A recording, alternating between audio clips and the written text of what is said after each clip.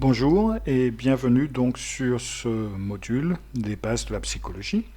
Alors avant de commencer le module, nous allons voir un petit peu ce que nous allons voir pendant ce module. Juste un petit tour d'horizon, ça va être assez rapide. Alors déjà, pourquoi ce module? Pourquoi est-ce qu'on doit avoir ces bases de la psychologie? Déjà parce qu'il est important de comprendre le chemin qui a été parcouru par la psychologie à partir du moment où elle s'est détachée des sciences médicinales, enfin où elles sont parties enfin à l'origine de la médecine, de la neurologie, etc. Et de voir un petit peu quel est le chemin qui a été parcouru, les choses qui s'y sont ajoutées, les choses qui ont disparu, enfin bref, de voir un petit peu ce qui s'est passé.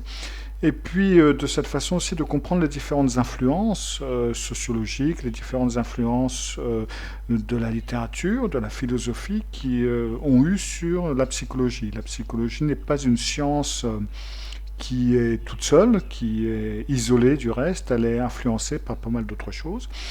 Et cela peut nous aider beaucoup à comprendre quand certaines personnes, quand un client par exemple, va nous dire par exemple qu'il a été chez tel ou tel genre de thérapeute, ça peut nous faire plus facilement placer un petit peu le genre d'influence qui ont influencé cette manière de penser et la manière de penser du client, la manière de penser de éventuellement son thérapeute, parce que chaque direction psychologique, si on peut dire ça comme ça, a une certaine vue sur l'être humain, une certaine vue sur l'être humain en tant que personne, pour considérer ce qui est normal, pas normal, ce qu'il faut faire, ce qu'il ne faut pas faire, etc.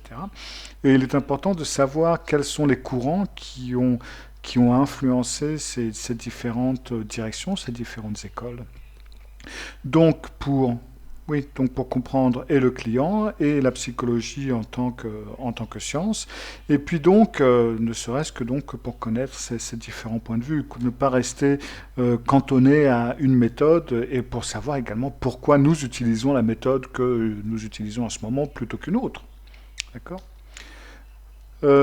Et puis, oui, pour apprendre et connaître les principes et les théories de base de cette science humaine qu'est la psychologie, qui est utilisée donc dans le coaching, dans la communication et dans toute autre science humaine, pourra-t-on dire, qui a à voir en fin de compte avec les relations interpersonnelles. Alors ce module, le contenu, ça va être quoi?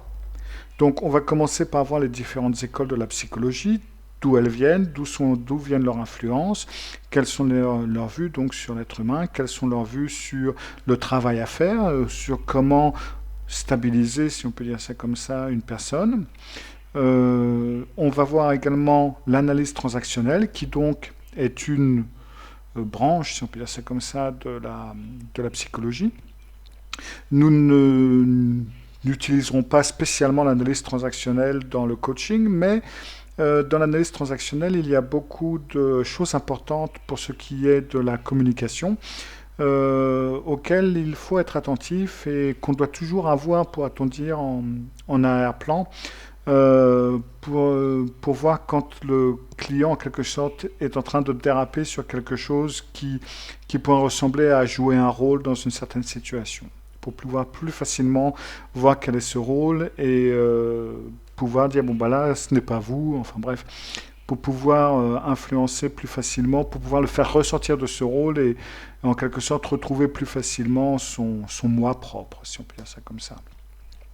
Puis nous allons donc nous concentrer sur la psychologie cognitive en tant que méthode. Donc on va voir un peu de la psychologie cognitive lorsqu'on verra les différentes écoles de la psychologie, mais donc après, puisque le coach de vie rationnel est une branche ou une sous-branche de la psychologie cognitive, c'est donc là-dessus que nous allons nous concentrer.